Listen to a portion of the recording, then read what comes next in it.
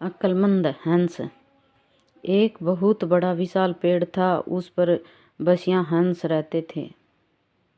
उनमें एक बहुत शाना हंस था, बुद्धिमान और बहुत दूरदर्शी।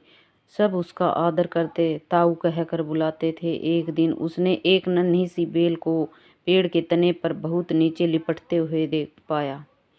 ताऊ ने दूसरे हंसों को बुलाकर कहा, देखो, इस बेल को नष्ट कर दो। एक दिन यह बेल हम सबको मौत के मुंह में ले जाएगी। एक युवा हंस हंसते हुए बोला, ताऊ, यह छोटी सी बेल हमें कैसे मौत के मुंह में ले जाएगी?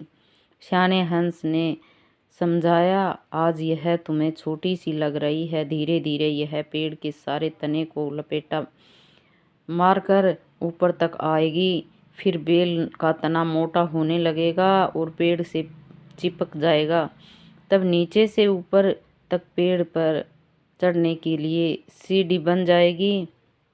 कोई भी शिकारी सीढ़ी के सहारे चढ़कर हम तक पहुंच जाएगा और हम मारे जाएंगे।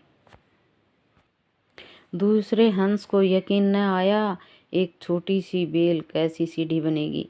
तीसरा हंस बोला, ताऊ, तू तो एक छोटी सी बेल को खींचकर ज्यादा ही लंबा कर रहा है। एक हंस बड़बड़ाया, यह ताऊ अपनी अक्ल का रूप डालने के लिए हंट सैंट कहानी बना रहा है।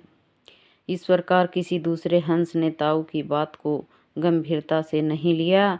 इतने दूर तक देख पाने की उनमें अकल कहाँ थी।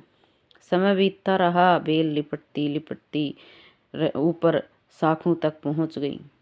बेल का तना मोटा होना शुरू हुआ और सचमुच ही पेड़ के तने पर सीढ़ी बन गई, जिस पर आसानी से चढ़ा जा सकता था। सबको ताऊ की बात की सच्चाई सामने नजर आने लगी, पर अब कुछ नहीं किया जा सकता था, क्योंकि बेल इतनी मजबूत हो गई थी कि उसे नष्ट करना हंसों के बस की बात नहीं थी। एक दिन जब सब हंस दाना चुगने बाहर गए हुए थे, तब एक बेलिवा उधर आ निकला। पेड़ पर बनी सीढ़ियों को देखते ही उसने पेड़ पर चढ़कर जाल बिछाया और चला गया। सांझ को सारे हंस लौट आए। पेड़ पर उतरे तो पहेलिये की जाल में बुरी तरह फंस गए। जब वे जाल में फंस गए और फड़फड़ाने लगे, तब उन्हें ताऊ की बुद्धिमानी और दूरदर्शिता का पता लगा। सब ताऊ की बात न मानने के लिए लज्जित थे और अपने आप को कोस रहे थे। ताऊ सबसे रुष्ट था और चुप बैठा था।